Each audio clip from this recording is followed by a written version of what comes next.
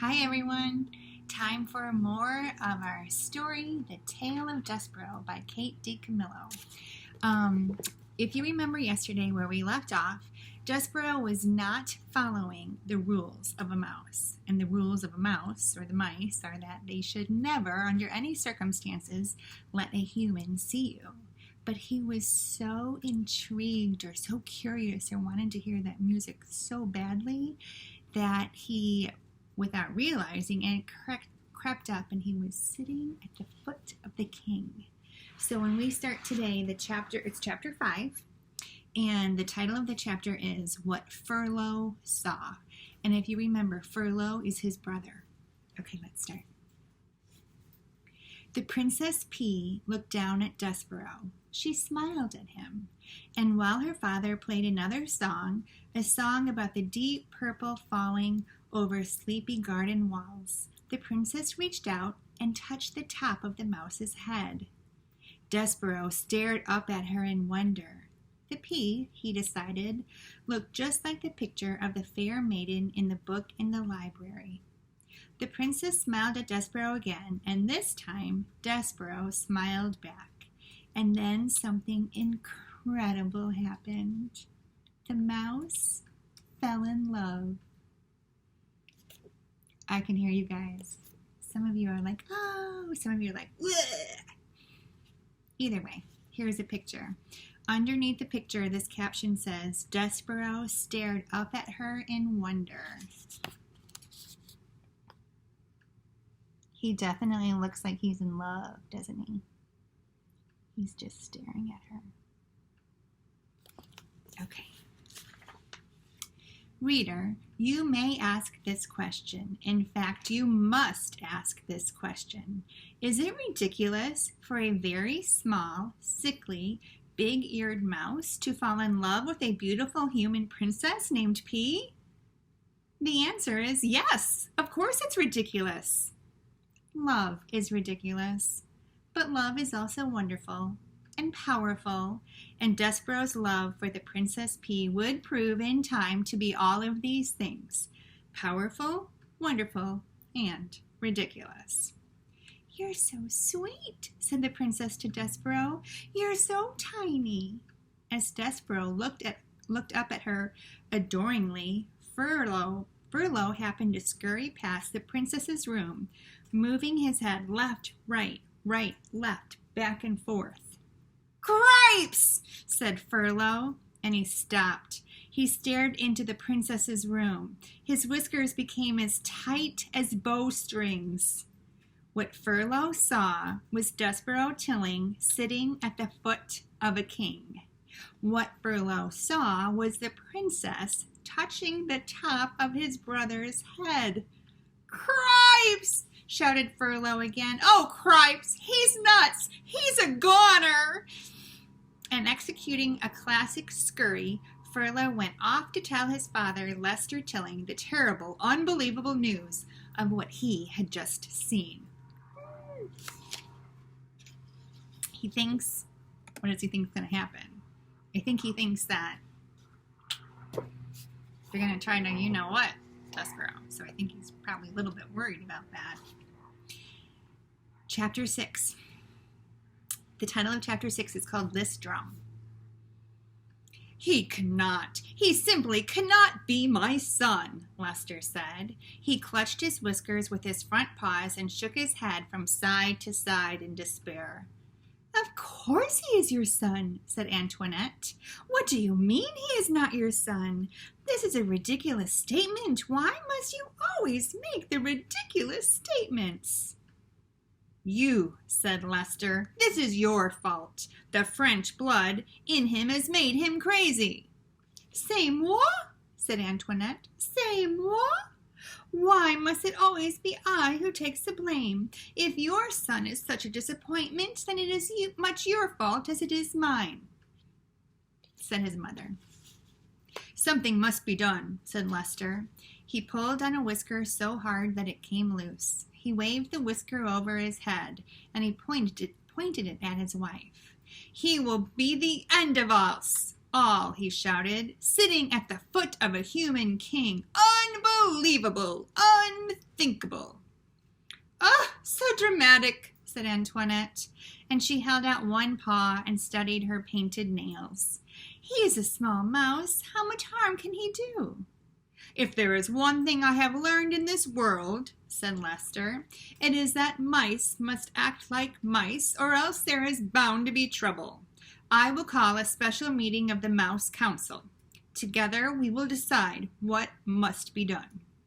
Ah, said Antoinette, you and this Council of the Mouse. It's a waste of time, in my opinion. Don't you understand? Shouted Lester. He must be punished. He must be brought up before the tribunal. And what they're talking about here, what the council is, it's a group of people that meet together that make decisions about their community.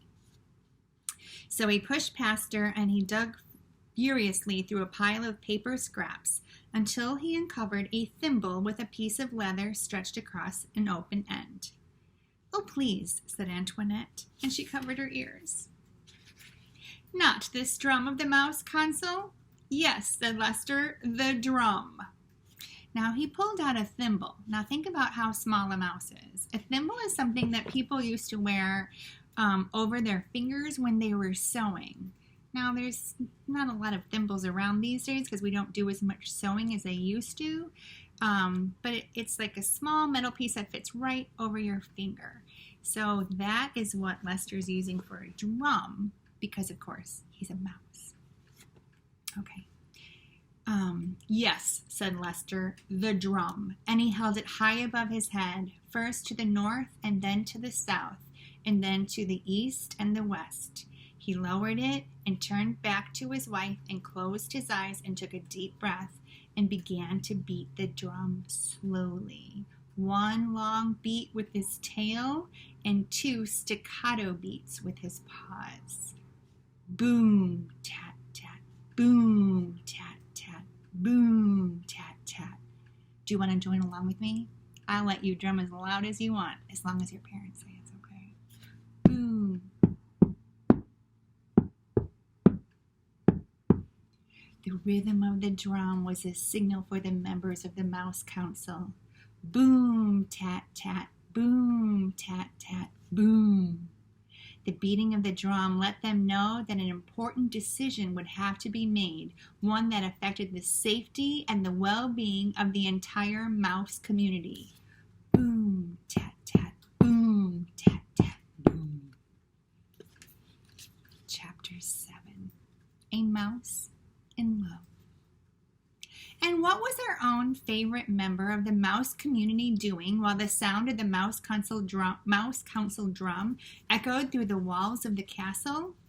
Reader, I must report that Furlough had not seen the worst of it. Despereaux sat with the princess and the king and listened to song after song. At one point, gently, oh so gently, the pea picked up the mouse in her hand. She cupped him in her palm, and she scratched his oversized ears. You have lovely ears, the pea said to him. They are like small pieces of velvet. Velvet is a material that's so soft. Despereaux thought that he might faint with the pleasure of someone referring to his ears as small and lovely. He laid his tail against the pea's wrist to steady himself, and he felt the princess's pulse, the pounding of her heart, and his own heart immediately took up the rhythm of hers. Papa, said the pea when the music was over, I am going to keep this mouse. We are going to be great friends. The king looked at Despereaux cupped in his daughter's hand. He narrowed his eyes. A mouse? He muttered. A rodent? What? Said the pea. Put it down, the king commanded. No, said the pea, who was a person not at all used to being told what to do. I mean, why should I? Because I told you to. But why? Protested the pea. Because it's a mouse. I know, I'm the one who told you it was a mouse. I wasn't thinking, said the king. Thinking of what? Your mother, the queen. My mother, said the pea sadly. Mice are rodents, said the king, and he adjusted his crown, and they are related to rats. And you know how we feel about rats. You should know our own dark history with rats. And the pea shuddered. Ugh, that means like she shook. But Papa, he is not a rat. He's a mouse, and there's a difference. Royalty, said the king, has many responsibilities, and one of them is not becoming involved personally with even the distant relatives of one's enemies. Put him down, Pea. And so the princess put Despereaux down.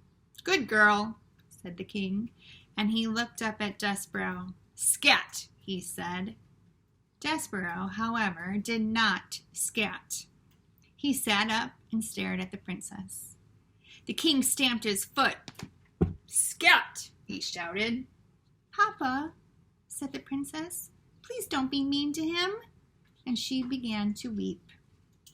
Despereaux, seeing her tears, broke the last of the great ancient rules of mice.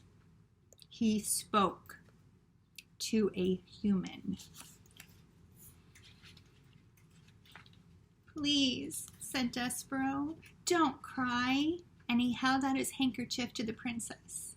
The pea sniffed and leaned down close to him. Do not speak to her, thundered the king. Despereaux dropped his handkerchief. He backed away from the king. Rodents do not speak to princesses. We will not have this becoming a topsy-turvy, wrong-headed world. There are rules. Scat, get lost before my common sense returns and I have you killed. The king stamped his foot again. Despereaux found it so alarming to have such a big foot brought down with so much force and anger so close to his own small head that he ran toward the hole in the wall. But he turned before he entered it. He turned and he shouted to the princess, My name is Despereaux. Despereaux? She said. I honor you, shouted Despereaux. I honor you was what the knight had said to the fair maiden in the story that Despereaux read every day in the book in the library. Despereaux had muttered the phrase often to himself, but he had never before this evening had an occasion to use it when speaking to someone else. Get out of here, shouted the king, stamping his foot harder and then harder still, so it seemed as the whole castle, the very world, were shaking. Rodents know nothing of honor.